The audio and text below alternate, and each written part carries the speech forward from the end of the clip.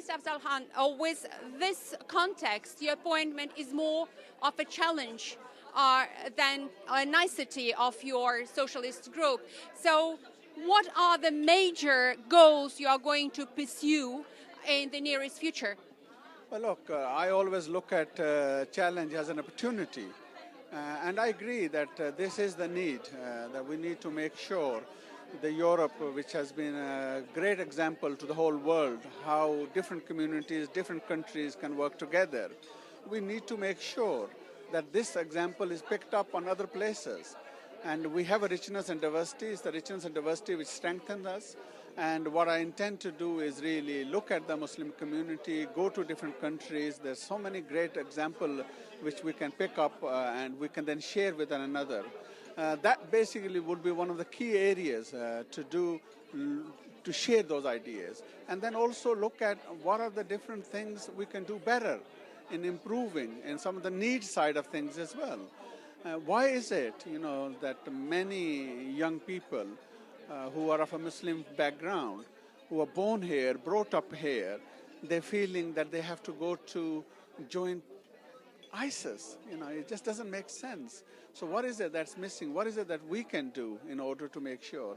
And what is it that different Muslim communities in different parts are doing, which is successful? So it'll be things like that. So there'll be a lot to do, and I look forward to working on it. We can't close the eyes on the difficulties of your mission, because the Muslim community itself is very much divided by the sectarian enmity.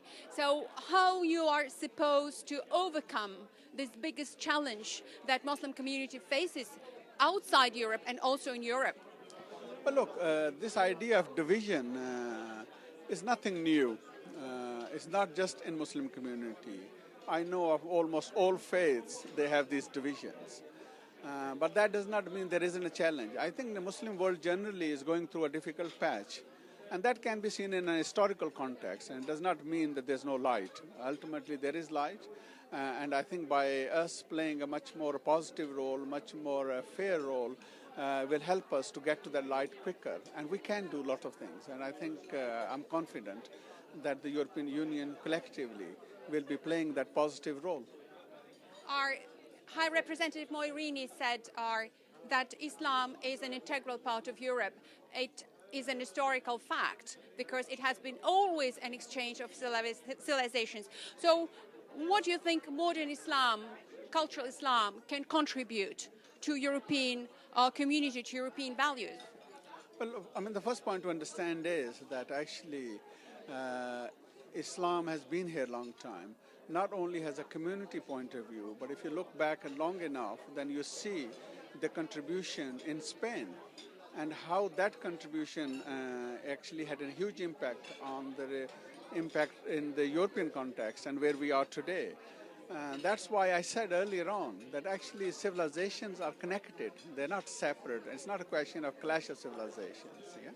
What we have to do is to work together. And the Muslim community here are already contributing in many different ways. I know from my own country, Britain, how the health service, they're the backbone. And there are other areas as well. Like I said, there are many who have even won the Nobel Prize. There are many who are world champions in boxing, for example. And in other sports, the football, for example, and many doing like teachers, doctors, policemen. I was myself a policeman. So I think they are contributing in different walks. But what is missing is really this connectivity. We need to actually connect up more with one another. And that responsibility is not just on Muslims. This is a two-way street where all of us have responsibility and all have to take that step towards the other. And I think that if more of us do that, which I have no reason why they won't, because I think in any area, any time, good people are always in the majority.